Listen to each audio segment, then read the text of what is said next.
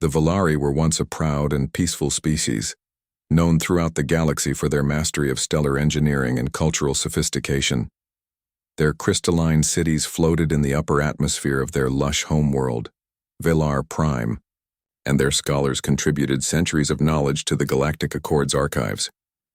Though they were not a warlike people, their technological prowess was unmatched in areas of deep space navigation, terraforming, and energy manipulation. But no amount of knowledge could prevent what came next. Without warning, Velar Prime's sun, a massive blue giant named Aurelius, began to destabilize. What had once been an orderly fusion furnace became erratic. Solar flares, previously contained by their star shields, began to rupture the system. Scientists predicted it would collapse into a supernova in a matter of months, far sooner than such a stellar death should occur. The Valari were stunned. This wasn't a natural event. Something had disrupted their star. Panic spread across Velar Prime. The Valari High Council convened with urgency. Initial rescue efforts failed. They lacked the fleet capacity to evacuate the billions who lived across the system. Their technology could save some, but the scale of the catastrophe was far beyond their reach. And so, in desperation, the Valari did something they hadn't done in over a century. They reached out for help. Across the stars, they broadcast a multi-frequency, pan-linguistic distress signal. It was crafted in over 300 major galactic dialects and encoded in math, music, and symbols. It wasn't just a request, it was a cry for survival. The message described their plight, detailed the timeline, and offered cultural and technological data to anyone willing to assist. They reminded their old allies in the Galactic Accord of past contributions, and they promised cooperation, gratitude, anything. All they asked was for someone to answer, but silence followed. Weeks passed. One by one, the potential allies of the Valari turned away. The Threxian Syndicate claimed neutrality and refused to get involved in internal planetary affairs. The Orvan Ascendancy cited logistical limitations, claiming their ships were too distant to assist.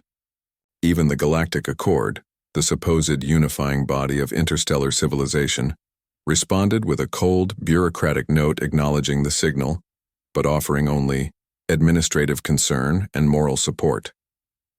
Among the Valari, hope turned to despair. Their scientists worked day and night to develop new evacuation tech, but their resources were stretched too thin. Cities began to darken. Riots broke out in the equatorial spires while in orbit. Old cargo freighters were hastily retrofitted to serve as emergency arcs. The Valari were not a confrontational people, but their voices cracked with frustration. How could a galaxy that had once shared knowledge, trade, and goodwill now turn its back so completely? Then something unexpected happened. One of the communication officers monitoring the deep band frequencies noticed a return ping, not on the standard galactic channels but on an older, slower waveband. It was faint, routed through a series of relay satellites along a minor trade route. At first they thought it was an echo, but it was real. The signal was simple, not flashy, not embedded in fancy galactic code. It read, "We received your call. This is Earth. Help is coming." Earth, a fringe species, new to the galactic stage. Their admission into the Accord was barely a decade old, known more for their erratic nature and emotionalism than for any technological superiority. To the Valari, they were almost mythical, talked about in curious whispers.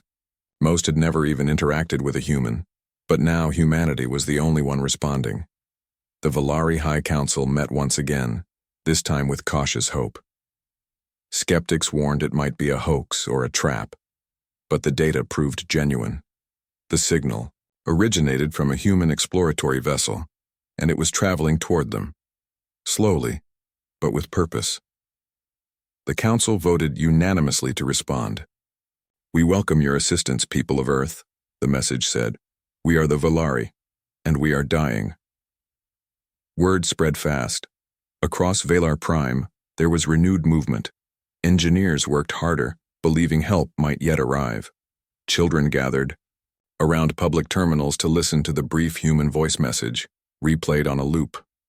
For the first time in weeks, there was something besides silence. The galaxy had turned away. The great powers had closed their doors. But from the edge of known space, from a relatively obscure blue planet orbiting a modest yellow star, came a quiet, resolute promise. Humanity had heard, and they were coming. The Volari had nearly given up hope, resigned to die with dignity under the crimson glare of their failing star. But the signal from Earth changed everything. It wasn't grand, it wasn't broadcast on every major galactic channel. It was simple, almost primitive by Accord standards, but it was real. And most importantly, it was a response. One that said, "Help is coming." The ship humanity sent was not a battleship or a high-capacity ark.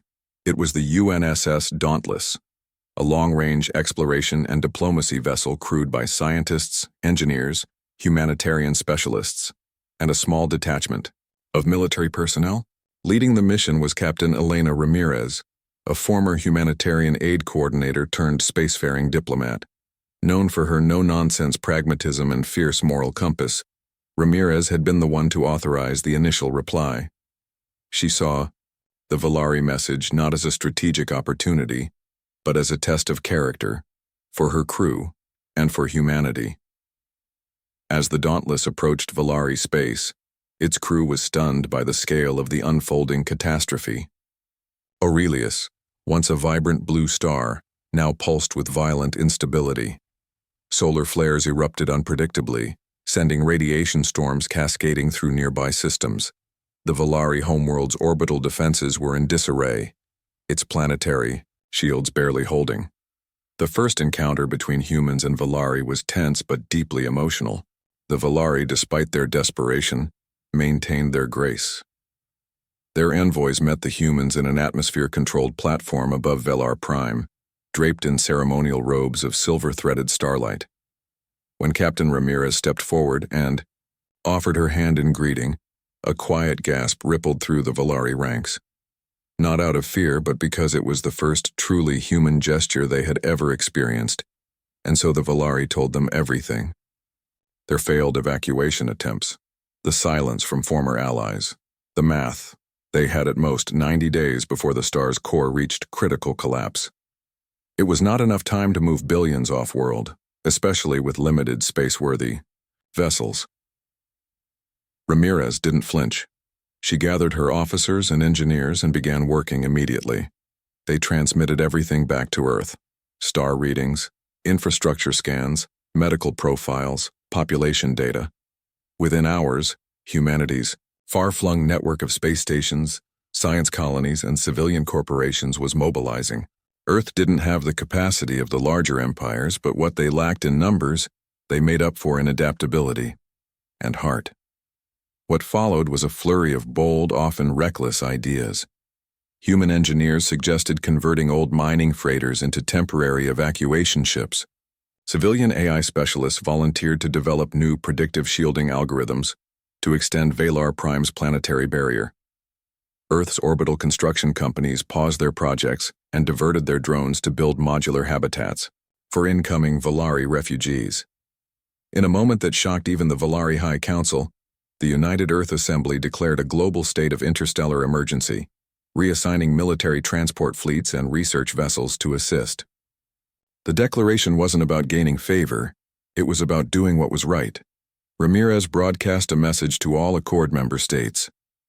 If no one else will help them, then humanity will. This isn't about politics or profit. This is about who we choose to be when someone is suffering. The speech went viral across the galactic networks. Some species mocked it as emotional grandstanding, but others, especially fringe colonies and neutral worlds, began to take notice. Independent traders, private engineers, and even a few rogue captains reached out to the humans, offering help. Still, not everyone was pleased. The Galactic Accord, now facing embarrassment, sent a delegation of bureaucrats to the Volari system. Their message was clear: humanity was overstepping. That this kind of aid, done outside Accord channels, could destabilize galactic relations. They warned of potential sanctions. They warned Earth not to make promises it couldn't keep. Captain Ramirez met them face to face. Calm, unintimidated. "We're not making promises we can't keep," she said. "We're making the ones no one else would dare to." And with that, Earth doubled down. Supply routes were established between Volari space and Earth's outer colonies. Rescue missions launched in waves. Evacuation zones were designated on Valar Prime, and emergency infrastructure was dropped from orbit. Some of it held together by duct tape and human stubbornness. But it worked. It had to. Among the Volari, something incredible began to happen. A cultural shift. These strange, emotionally intense humans weren't just helping. They were treating the Volari like equals, even friends. The children of Valar began drawing images of human ships, of people in bulky suits handing out food and medicine, smiling through glass visors. For the first time in a long time, hope returned. It was a chaotic beginning, imperfect, messy, and filled with risk. But in the eyes of the Volari, it was also beautiful. Not because humanity had arrived with the best ships or the biggest fleet, but because they came at all. In the silence of a universe that had turned its back, humanity didn't just hear the call, they answered it. As the Volari home system descended into chaos, Earth's arrival brought more than just hope. It brought momentum, but hope alone would not stop a supernova. The star Aurelius, swollen and unstable, now emitted solar flares of such intensity that entire orbital rings were being scorched. The countdown to extinction was no longer measured in months, but weeks. And yet in the middle of this impending doom, humanity did what it does best. It refused to give up. Captain Elena Ramirez, now coordinating a multi-system relief effort, divided her crew into rotating command teams. She worked without sleep, fueled by duty and determination. The UNSS Dauntless served as the central command ship, orbiting Valar Prime in the eye of the storm. Around it, a rapidly growing flotilla of human and allied civilian ships, freighters, old planetary haulers, mobile hospitals, formed the largest rescue convoy Earth had ever assembled. Human adaptability came into full view. Where other species might rely on standardized equipment, Earth's improvisation bordered on madness. But it worked. Old asteroid miners were reprogrammed to tow-shattered Volari satellites into position for use as makeshift communication relays. Agricultural drones were re-engineered into emergency medbots. Atmospheric scoopers were modified to funnel oxygen to failing Volari biodomes. Humanity's strength wasn't just its tech. It was its ability to see possibilities in chaos. The Volari, dignified and methodical by nature, were initially skeptical of the humans' slapdash methods. But as one Volari engineer put it, they treat broken machines like wounded comrades. They fix them, and somehow against all odds it works. But time was running out. Aurelius's fluctuations were accelerating. Radiation levels near the core system made some rescue routes lethal. Even orbiting became hazardous. Earth scientists predicted a core collapse in 11 days. Ramirez and her team had a desperate plan. They couldn't stop the star, but they could save the remaining Volari cities if they compressed the final phase of evacuation into a single, concentrated effort.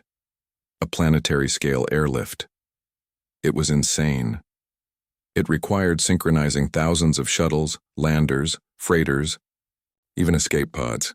But they had no other option. And that's when the real threat emerged. The Zarnethi Dominion, a rival species notorious for its authoritarian regime and obsession with racial superiority, had been watching from the shadows. Long ago, the Zarnethi had waged trade wars with the Volari and lost. Now they saw an opportunity. With the Volari weakened and Earth overextended, the Dominion believed the galaxy might support a quiet purge, under the guise of resource containment. A Zarnethi strike force attacked a human-led convoy evacuating civilians from Volari's third moon. A hospital vessel was destroyed. Hundreds died. The message was clear: back off. Captain Ramirez, torn between retaliation and rescue, made a fateful choice. She recorded the attack, transmitted it in full, and sent it across the galaxy. Every Accord member, every neutral system, every media relay station received the uncut footage. Zarnethi warships firing on defenseless evacuees. Valari, children dying in their mother's arms, human pilots screaming in vain. Ramirez didn't ask for war. She asked for witnesses. The response was overwhelming. Dozens of neutral worlds condemned the Dominion. Civilian fleets from non-aligned species started offering assistance. Even species that had stayed silent began sending supply pods and temporary housing. The galactic tide shifted, not because Earth was strong, but because Earth had exposed the cruelty of silence. And so the final phase began. Thousands of shuttles descended onto Velar Prime. Massive transport ships hovered in low orbit, pulling evacuees in like lifeboats on a sinking ocean liner. Human Marines guided Valari elders onto ships. Engineers patched crumbling launch pads with fusion welders while under solar bombardment. Human and Valari crews worked side by side, sweating, bleeding, saving. Captain Ramirez personally led the last shuttle to the Valari capital, now half consumed by earthquakes and skyfire. She refused to leave anyone behind. Her crew protested, but she ordered them to follow protocol.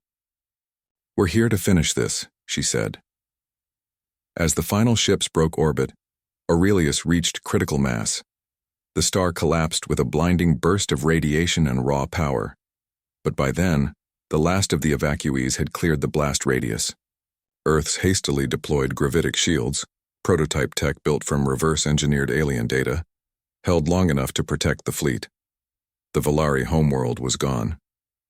But their people survived. In the silence that followed the death of a star, there was mourning, but also defiance. Humanity had done the impossible. Not perfectly, not without loss, but they had stood against the dying light and won. The message was clear to the galaxy. Humanity would not stand by. Not now. Not ever again. Aurelius, the once magnificent blue star that nourished the Valari homeworld, had collapsed in a titanic explosion, erasing Velar Prime and its system from the starscape. Where once floated crystalline cities and orbiting rings of knowledge and art, now lingered only an expanding cloud of stellar debris. An entire civilization's cradle had been obliterated, and yet the Valari lived. They floated not as ghosts or scattered embers, but as a people reborn, thanks to the relentless efforts of an unlikely savior: humanity. The United Nations-led flotilla had evacuated over 1.3 billion Valari across a 90-day crisis window. Tens of thousands were lost, yes, but billions survived. Entire fleets of hastily converted cargo haulers and colony ships now served as temporary sanctuaries. Modular habitats constructed in record time orbited nearby systems. Earth's colonies offered refuge, education, and medical support. In many of these places, Valari families now lived beside humans, learning their ways, sharing their knowledge, and most importantly, beginning to rebuild. The Valari High Council, once housed in towering crystal towers, now met aboard a hollowed-out asteroid repurposed by human engineers into a mobile governing center. They declared the Valari diaspora not a tragedy, but a new era, a people no longer bound by their star, but carried forward on the shoulders of solidarity and sacrifice. At the center of it all stood Captain Elena Ramirez. To the Valari, she became a symbol of unyielding compassion, a mortal who defied the logic of power and politics to preserve lives others had abandoned. She declined every title offered to her: Savior of the Valari, Starborn Shield, Daughter of Two Peoples. Her message remained the same. We did what had to be done, and we would do it again. Her humility only elevated her stature. Back on Earth, things had changed. The global response to the Valari crisis had proven that even a relatively young, spacefaring race could inspire galactic transformation. Humanity's emotional drive, often derided as irrational, was now reframed as a source of strength. They didn't act because it was advantageous, they acted because it was right. Other species began re-examining their priorities. Fringe colonies began forming their own humanitarian coalitions. Accord politics shifted as species once silent during the Valari crisis faced criticism from their own citizens. There was an awakening of conscience, of cooperation, and of courage. The Galactic Accord, shamed by its inaction, convened a rare emergency assembly. In a sweeping reform, the charter was amended to prioritize interstellar humanitarian response over bureaucratic neutrality. It was dubbed the Valari Amendment, and humanity's leadership in the effort became a permanent part of galactic law. In a symbolic gesture, the Accord designated a new station, Hope's Reach, as the neutral hub for refugee coordination, disaster response, and post-collapse civilization rebuilding. The station would orbit the neutral world of Viridian 4 and be staffed by a joint council, with humans and Valari at its helm. But perhaps the most poignant outcome was cultural. The Valari had always been a species of introspective art and quiet, contemplation. Now they began creating works inspired by the chaos, the heartbreak, and the hope of their rescue. Poems written in twin languages, murals of humans carrying Valari children from fire-lit ruins, songs about the last day of Valar Prime where humanity stood in the smoke and opened their arms, and humans too changed. They saw themselves through alien eyes for the first time, not as conquerors or latecomers, but as protectors, as beings whose compassion could echo across a silent universe louder than any war cry. Schools on Earth and the Valari stations began teaching each other's histories. Children born during the evacuation, called starlings, grew up bilingual and bicultural, forming a generation that belonged to both worlds. They symbolized not the tragedy of what was lost, but the triumph of what was saved. As for Captain Ramirez, her mission was complete, but her work was not done. She resigned from her military command and accepted a civilian role as Earth's first ambassador of crisis unity, a position she insisted remained temporary and rotated across species. She traveled from world to world, not in search of power but to spread a mindset that the universe didn't need more weapons or fortresses, it needed more hands reaching out when others were falling. The final scenes of this legacy weren't filled with explosions or heroic last stands. They were quieter, a human and a Valari teaching children how to build hydroponic farms, a memorial floating above the ashes of Valar Prime with two inscriptions. We cried out in darkness. You came with light. Dedicated to humanity by the people of Velar in a galaxy filled with prideful empires and calculating powers. Only one species heard a cry across the stars and chose to act. Not because they had to, but because they couldn't live with themselves, if they didn't. And in doing so, they didn't just save a race. They lit a fire in the universe that would never go out. Humanity had answered the call. And in doing so, they became something more. A legacy.